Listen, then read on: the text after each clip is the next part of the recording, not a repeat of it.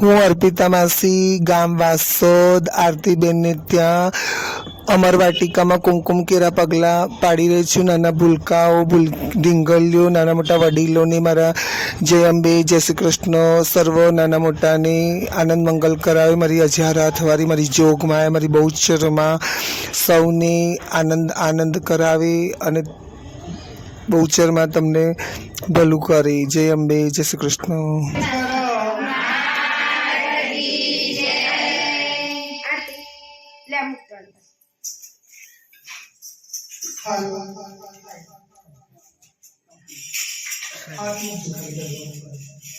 बोलो जिसके में चलो